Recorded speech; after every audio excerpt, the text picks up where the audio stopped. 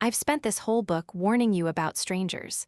The voice on the phone, the text from nowhere, the man who calls you ma'am while he robs you. Those are real, and they matter. But I owe you an honest chapter about a harder truth, and this is it. Most of the money stolen from older adults isn't taken by strangers. It's taken by people they know. Not a faceless scammer overseas. A son, a daughter, a grandchild, a hired aide who comes 3 days a week and is genuinely kind about it. A friend from church who started helping with the mail.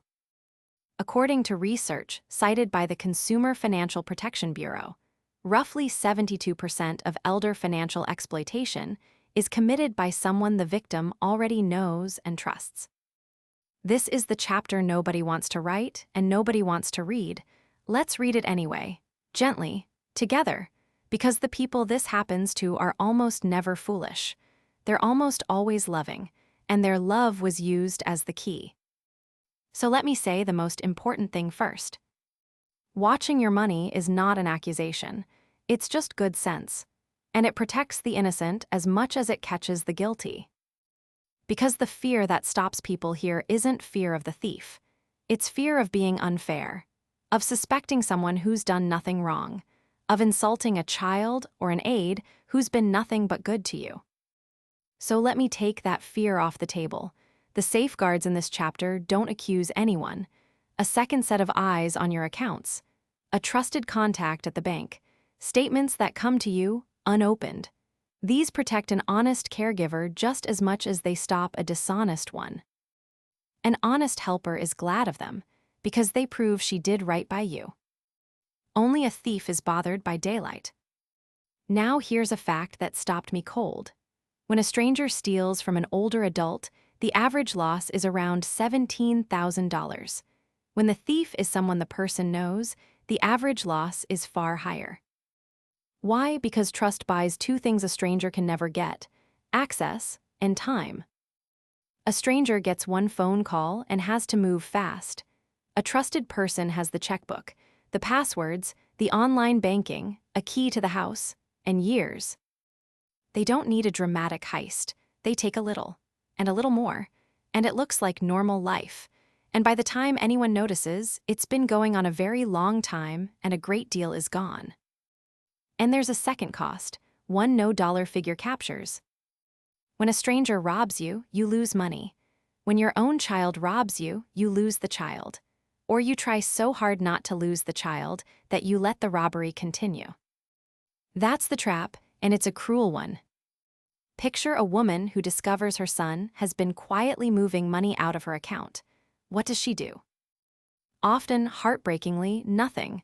Because acting means calling the police on her own boy, it means a family rupture. So she tells herself a story: he needed it, he'll pay it back. It's not really stealing, he's my son. Now picture the exact same act by a stranger. She'd be on the phone to the bank and the police within the hour. Furious, certain, unstoppable. Same theft, opposite response. The only difference is love, and the thief is counting on that love to protect him. He knows you won't turn him in. That knowledge is his real weapon, and it's far more powerful than anything a phone scammer has. I'm not going to tell you how to feel about your own child, but I am going to ask you to see the trap clearly. The reluctance to act is not kindness to them. It's permission, and it usually ends with both the money and the relationship gone anyway, just slower and with more damage. So let me give you the warning signs. None of them proves anything by itself. Together, they're a pattern. Money moving in round numbers, withdrawals of 200, 500, 1,000 that don't match any known expense. Checks written to cash or signatures that look a little off. Bank statements that stop arriving or that someone else now handles. Unpaid bills piling up, even though there should be plenty of money. Sudden changes to a will, a deed, or a power of attorney. A new helper who takes over the finances and gets uncomfortable when anyone else is around. And the loudest one, isolation. The older person gradually cut off from other family, old friends, anyone who might notice. A thief's first project is almost always to get everyone else out of the room. Isolation, plus fear around one particular person, that's the crime showing its face. Money can be replaced. The deliberate walling off of an older person from everyone who loves them cannot. Now, how do you protect yourself without giving up your independence? Because people think the choice is between total trust and total control. Hand everything over or lock everyone out. It isn't. Keep your own eyes on your own money. Even if someone helps, you see the statements first. Set up alerts that come to a phone or email only you control. Name a trusted contact at your bank, someone they can call if they see something alarming, without giving that person any control over your account. It's a smoke detector, not a cosigner. Never sign a power of attorney under pressure or one you don't fully understand. Have your own lawyer explain it, not the lawyer of the person asking.